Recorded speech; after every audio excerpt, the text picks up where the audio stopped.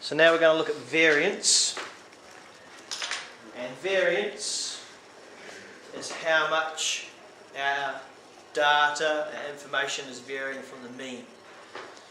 So if we looked at, say, something like test results,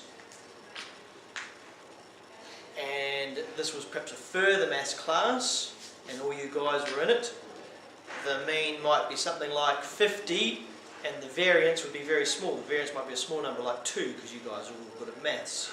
If we bring in the other year 12s, the mean might stay the same, probably wouldn't, probably drop down a bit, but the variance in the results would be much bigger because we've got a lot more variety and the ability of the maths students in the class. So that's what variance is about. The symbol for variance, so you've got another new symbol coming up, is sigma. So it's a little circle with a flick, squared. So sigma squared is the variance, or you use this a lot, var bracket x. So that's the variance. Related to the variance is the standard deviation. They basically do the same thing. The symbol for the standard deviation is just sigma. So you find standard deviation by square rooting the variance if you're told the variance. Or conversely, if you're given the standard deviation and you're asked to find the variance, you just square it. The benefit of the variance is you always have a positive number, and we like positive numbers more than negative numbers. That's the reason we tend to use the variance. Okay?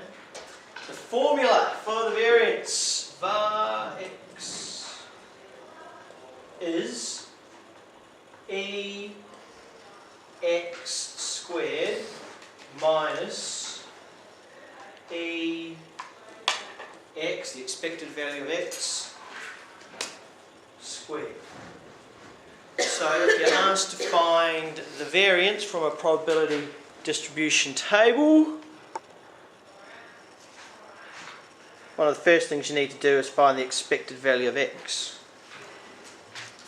So let's find the variance for this table. So the first thing we're going to do is find the expected value of x.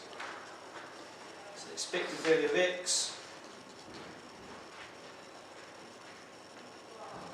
just multiply all the numbers by their probabilities.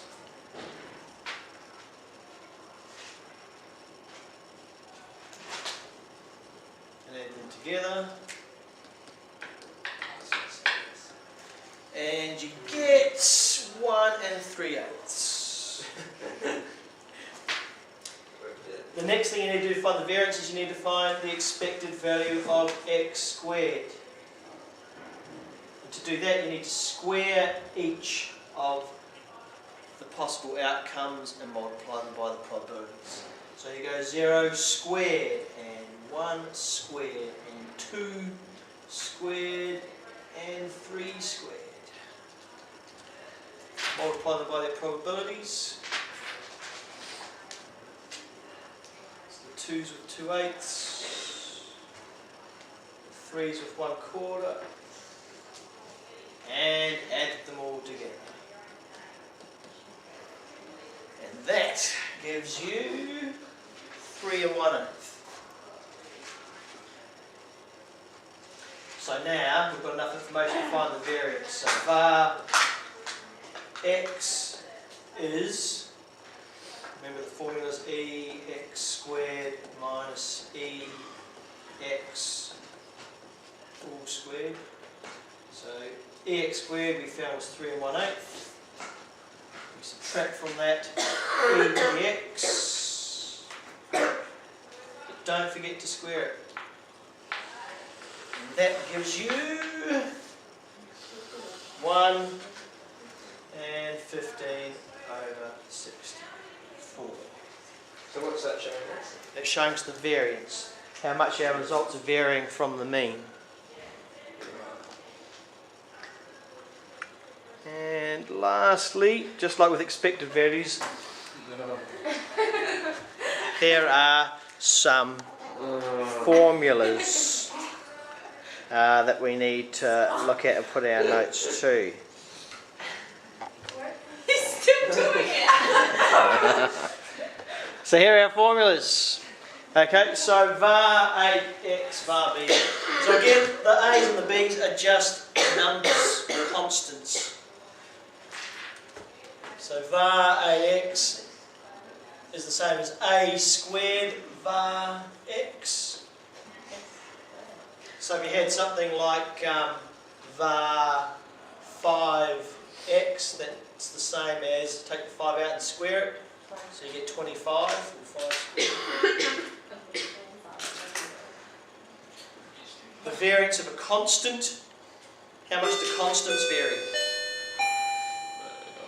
Nothing at all. Constants don't vary. So the variance of a constant is 0.